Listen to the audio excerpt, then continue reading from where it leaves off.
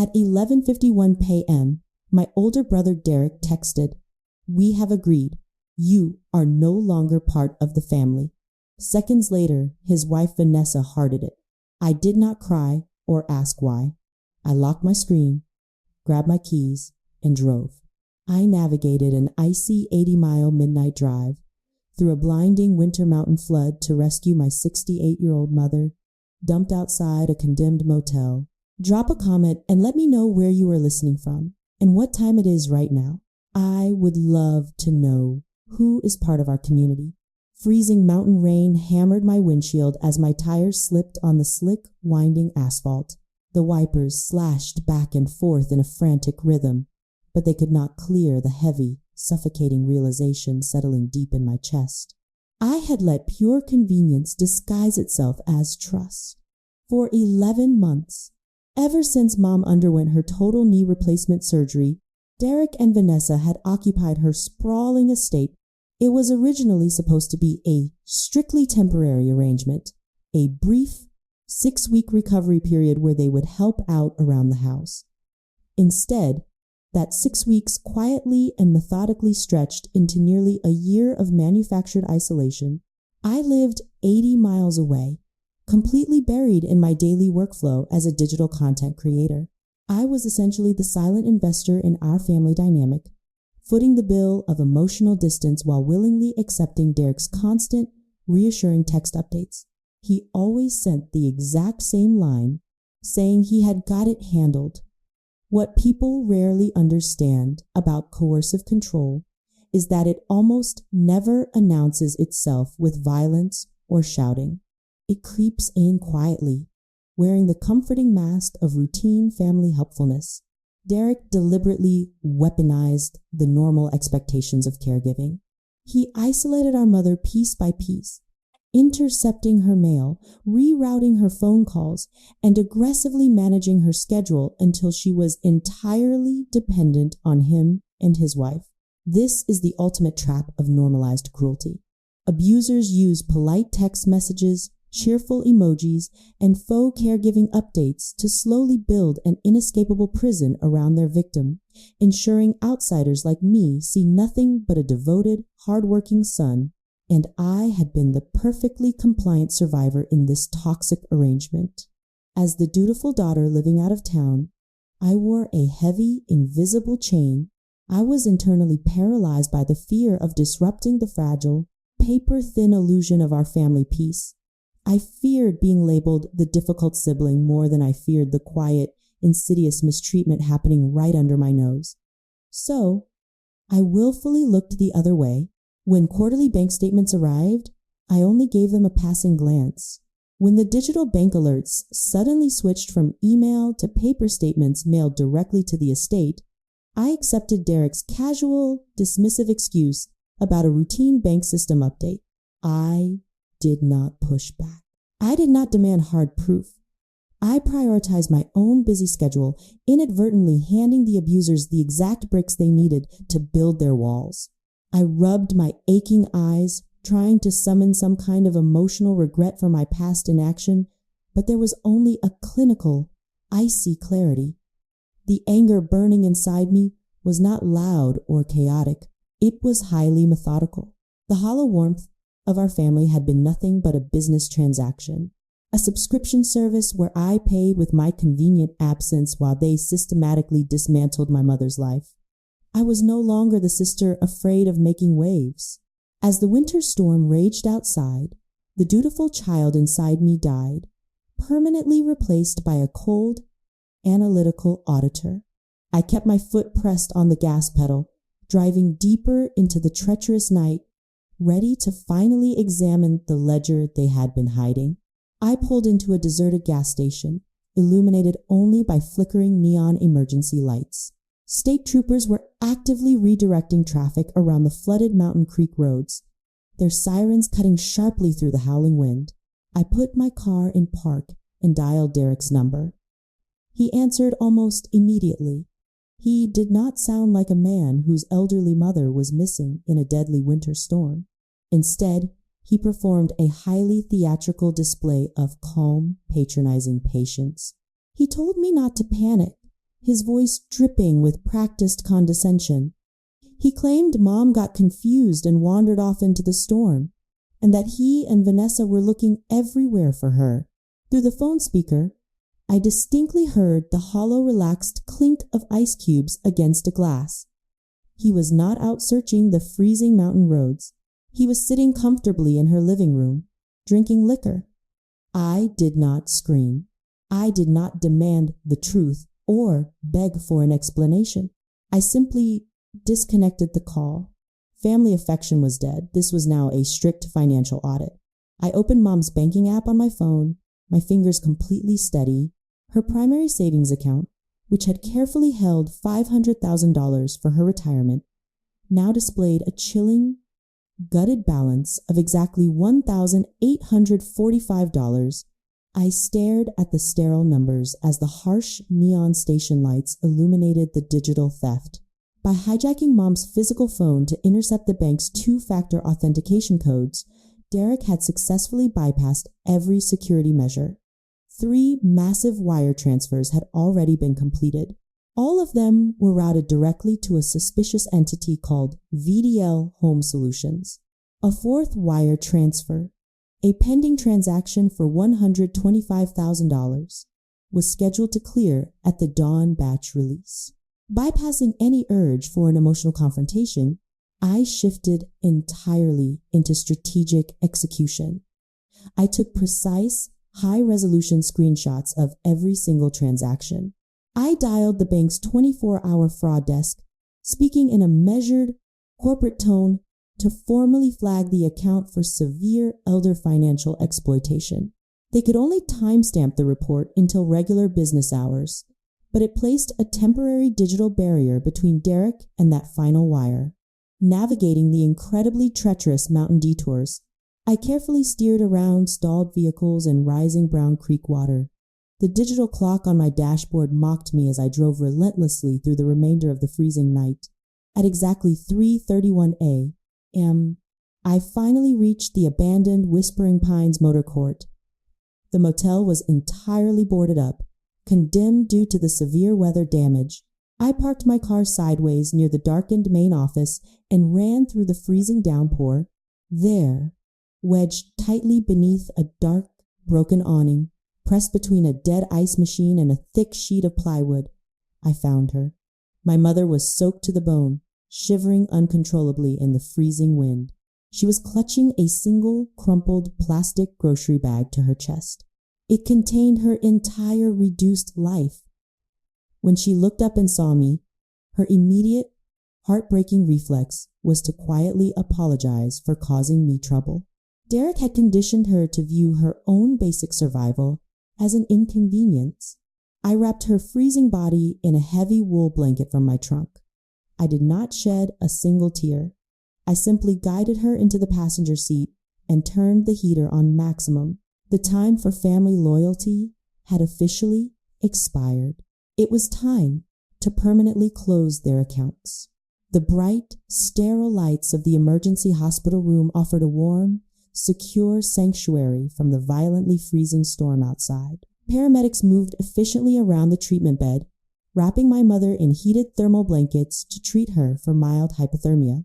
As a nurse carefully adjusted an intravenous line, she gently turned my mother's left arm, revealing a dark, blossoming purple bruise circling her frail wrist. It was the physical receipt of Derek's violent coercion. I stared at the dark mark, recording it in my mind as yet another piece of damning evidence. Anger was not loud this time. It was purely clinical. I reached into my bag and pulled out Mom's thick medical folder. Tucked inside the front pocket was an old, slightly faded business card for Ruth Keller, the family estate attorney. The digital clock on the hospital wall glowed bright red, reading 4:08 a.m. I fully expected to leave a frantic voicemail, but Ruth answered on the very first ring, her voice sharp and completely alert. I did not waste time with pleasantries or emotional breakdowns. I concisely relayed the situation, summarizing the unauthorized bank transfers, the locked motel abandonment, and the physical abuse. I texted her the high-resolution banking screenshots. After reviewing the digital evidence, Ruth dropped a profound legal bombshell that instantly changed the entire trajectory of the night. She told me that 3 years ago, my mother signed an immediately effective, durable financial power of attorney, naming me as her sole agent. She kept the original document securely in her fire file. Derek was not named anywhere in the paperwork. Furthermore, she informed me of a bank-specific backup authorization completed after Mom's surgery that gave me immediate, unchallengeable standing. The hospital room instantly transformed into a high-stakes tactical command center. The psychological weight of that forgotten paperwork became an unbreakable, ironclad legal shield. Ruth initiated an emergency conference call directly with the bank's 24-hour fraud division, formally invoking federal elder financial exploitation protocols. Because we possessed the verified, durable power of attorney, we did not need to wait for a judge's order to secure the assets. We were racing against the morning wire batch release. The minutes ticked by with agonizing slowness. At 4:41 a.m., the bank's security system logged an attempted login from Derek's IP address. His access was instantly revoked and permanently locked. He was entirely locked out, but the final massive wire was still pending. My thumb hovered over Derek's contact name on my phone screen. A small part of me wanted to call him, to demand answers and hear his panic, but I put the phone face down on the table. Wanting a private, peaceful resolution was a dangerous trap. Accountability required unyielding documentation, not emotional pleas. We watched the clock edge closer to the bank's opening hour. The tension in the small room was suffocating. Finally, at 5:47 a.m., exactly 14 minutes before the automated morning batch release, the bank's fraud analyst confirmed our legal standing. Ruth immediately transmitted the legal standing documents alongside a formal letter of indemnity, compelling the institution to act. An absolute administrative hold was placed on the entire account. The pending $125,000 wire was frozen dead in its tracks. All prior completed transfers to VDL Home Solutions were flagged for immediate recall and criminal review. The heavy vault door had definitively slammed shut just inches before the thieves could make their final escape.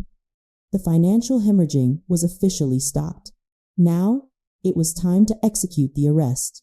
As dawn finally broke, drawing a thin, sickly gray line behind the retreating winter storm, I drove Mom back toward her sprawling suburban estate. We did not speak during the drive. Words were entirely unnecessary. The legal paperwork had already done all the talking. As I parked the car in the driveway, the engine idling quietly, Derek burst out the front door and onto the porch before I'd even opened my door. He was wearing loose sweatpants and no shoes. The gentle, patient telephone persona he had used just hours earlier was entirely stripped away, replaced by unadulterated, panicked rage. He screamed at the top of his lungs, demanding to know what I did, marching toward my car. He fully expected to find a cowering victim, a sister he could effortlessly intimidate back into silence. I stepped out of the vehicle, my posture rigid and ice cold. I did not raise my voice. I did not flinch. I told him I had ended the part where her silence protected him. Right on cue, the quiet neighborhood was completely illuminated by flashing red and blue police cruiser lights strobing aggressively across the red brick walls. Detectives executing our emergency welfare check swarmed the property. A uniformed officer seamlessly stepped aside, clearing the visual path to the passenger side of my vehicle. The door opened, and Mom stepped out. She was no longer a shivering, confused victim, huddled in the freezing rain. She stood incredibly tall, wrapped securely in my dry, heavy winter coat. In her hand, she held the useless brass key that no longer opened her own front door. Vanessa suddenly appeared in the doorway, desperately holding up her phone to record the interaction, sobbing loudly that they had spent months caring for that woman. Her theatrical performance immediately collapsed when I calmly recited the exact corporate registration details of VDL Home Solutions, permanently tied to her personal post office box. I watched the exact micro-expression of absolute suffocating panic register on Derek's pale face. The power dynamic had flipped completely. His fabricated reality was burning to the ground in real time, incinerated by cold, undeniable evidence. I looked him dead in the eye, feeling nothing but profound satisfaction. While Ruth remained on speakerphone, expertly guiding our next legal maneuvers, the scene investigators entered the house and systematically dismantled my brother's carefully constructed lies. They discovered a heavy-duty paper shredder overflowing with destroyed financial documents. But the true lethal discovery came when I followed an officer inside and opened Vanessa's unlocked tablet, carelessly left on the kitchen island. A recently deleted video file, lingering in the recently deleted folder, was absolutely chilling in its calculated precision. It clearly showed Derek actively forging Mom's signature on a home equity deed while she was heavily medicated and asleep on the couch. In the audio, he whispered softly to Vanessa, confirming the ink matched perfectly. The winter flood had not caused their crime. It had simply provided a panicked deadline to finalize the theft before my next quarterly audit. They were not opportunistic thieves. They were systematic, calculated predators. The legal aftermath was swift, unyielding, and mathematically precise. There were no emotional family mediation sessions or tearful pleas for forgiveness. Family affection had been permanently replaced by the cold, sterile machinery of the justice system. Prosecutors immediately added severe felony charges, including financial exploitation of a vulnerable adult, forgery, identity fraud, and criminal conspiracy. Any remaining pretense of Vanessa being a naive, innocent bystander evaporated during the preliminary hearing. Her recovered text messages to Derek were displayed on a massive screen in the courtroom, featuring the damning directive to use the rein and say she wandered off. Facing an avalanche of irrefutable video and digital evidence, Derek's arrogant bravado completely dissolved. Rather than face the humiliation of a public trial where his deleted videos would be played for a jury, he pleaded guilty. The judge showed zero leniency, handing down a devastating 3-year state prison sentence, with a mandatory 18 months to be served inside a state penitentiary. The court ordered joint restitution exceeding $600,000, covering the drained savings, the fraudulent transactions, and extensive legal fees. Furthermore, Derek was forced into a permanent surrender of his professional lending license, entirely obliterating his banking career. His felony record guaranteed he would never handle another person's finances again. Vanessa did not escape the wreckage. She pleaded guilty to conspiracy and was sentenced to 9 months in county custody, followed by 5 rigorous years of probation and joint liability for the massive restitution debt. Their downfall was absolute and entirely self-inflicted. Weeks later, I received a photograph from the private investigator working with our legal team.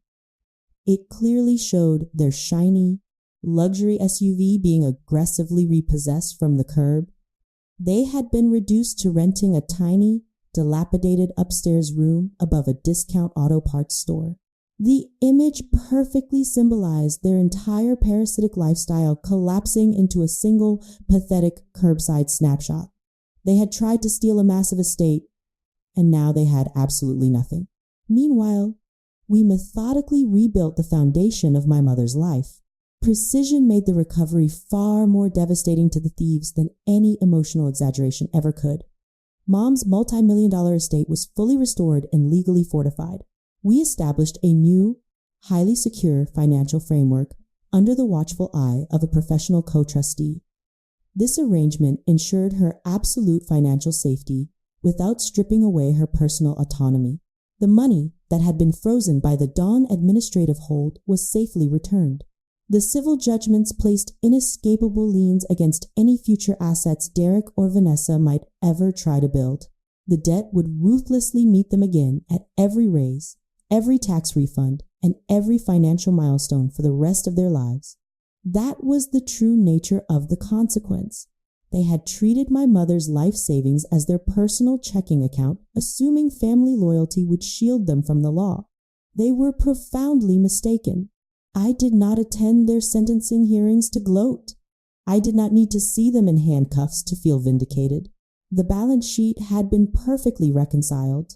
The fraudulent accounts were permanently closed, and the parasites had been surgically removed from our family tree.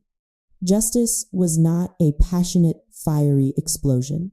It was cold, silent, and wonderfully permanent. Months later, I drove past the exact spot where the condemned Whispering Pines Motor Court used to stand. The ruined motel had been completely demolished and cleared away. The town had wisely replaced it with a wide-open municipal flood retention field, an expansive architectural space designed specifically to hold dangerous, rising water safely away from people's homes. I understood the brilliant utility of that design better than I wanted to. Pressure always needs somewhere safe to go. If you trap toxic elements behind a polite, smiling facade, they will eventually destroy the entire structure. Back at the estate, Mom's life had settled into a beautiful, quiet rhythm. The old, compromised brass lock sat uselessly in a labeled evidence bag in Ruth's downtown office. The shiny new front door key now hangs prominently beside Mom's kitchen entrance on a thick, bright red cord. She never hides it. She no longer asks for permission to feel perfectly safe inside the property she rightfully owns. Looking back across the wreckage of this family betrayal, I have come to realize that the most dangerous lies are the ones we constantly tell ourselves to maintain a fake peace. For anyone listening right now who has ever felt like the invisible outsider, the one marginalized and expected to endlessly absorb the dysfunction of your relatives, I am speaking directly to you. You are never required to set yourself on fire to keep your abusers warm. We are heavily conditioned by society to believe that cutting off family is the ultimate unforgivable sin. We are told that blood is thicker than water and that we must endlessly forgive. But forgiveness is not always for the other person. Sometimes it is the absolute only way to set yourself free from a cycle of exploitation. Letting go of a toxic bloodline is not an act of cruelty. It is a necessary, courageous act of profound self-preservation. When you permanently cut ties with a predator who shares your last name, you are not destroying a family. You are simply refusing to be the foundational pillar that supports their abuse. Derek and Vanessa weaponized the sacred concept of family to commit felony fraud, assuming my silence was a guaranteed asset in their portfolio. They learned the hard way that silence is never a neutral shield. It is an active hiding place for abusers. I dismantled their shelter with hard documentation, strict legal boundaries, and an absolute refusal to negotiate with terrorists. True justice is found in the meticulous recording of facts, not in screaming matches on a front porch. So tell me honestly, if your own sibling left your parent outside in a freezing flood, emptied their bank account, and then called it care, would you still try to settle it privately, or would you hand every record over to the police, knowing it might send them to prison? Drop your thoughts in the comments below, hit subscribe, and share this story with someone who desperately needs to hear it.